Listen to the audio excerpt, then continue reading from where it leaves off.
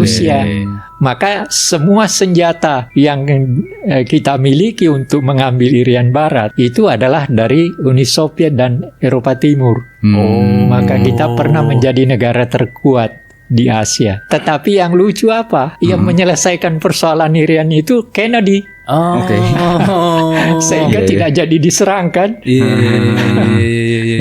Tapi bisa karena ada situasi yang berubah, yaitu di Amerika terjadi perubahan pergantian presiden dari Eisenhower ke Kennedy. Nah, lalu duta besar Amerika di sini, Howard Jones, itu memberitahu kepada Kennedy, jangan ini baik-baiklah dengan Soekarno. Akhirnya Soekarno datang ke Amerika kan, kaget Kennedy. Nah, dari proses itu akhirnya Kennedy lewat bunker, ada diplomasinya, bekerja sama dengan PBB. Belanda dipaksa serahkan, atau pilihannya tidak serahkan kepada Indonesia Irian itu, atau tidak dibantu dengan Marshall Plan. Marshall Plan. Tapi jadi berputar.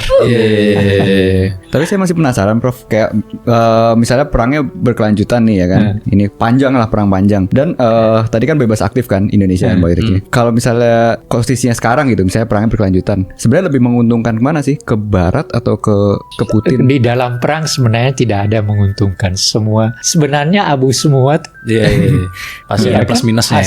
Hasilnya abu semua. Mau memihak mana? Misalkan Trump ngambek abis itu, yaudah nggak ada, kamu dapat sanksi ekonomi deh, nggak bisa berdagang sama Amerika misalkan. Kalau nggak memihak. Ya, kita Presiden Prabowo kan selalu mengatakan kita ini negara besar, kita punya semua, ngapain kita menerima ancaman seperti itu?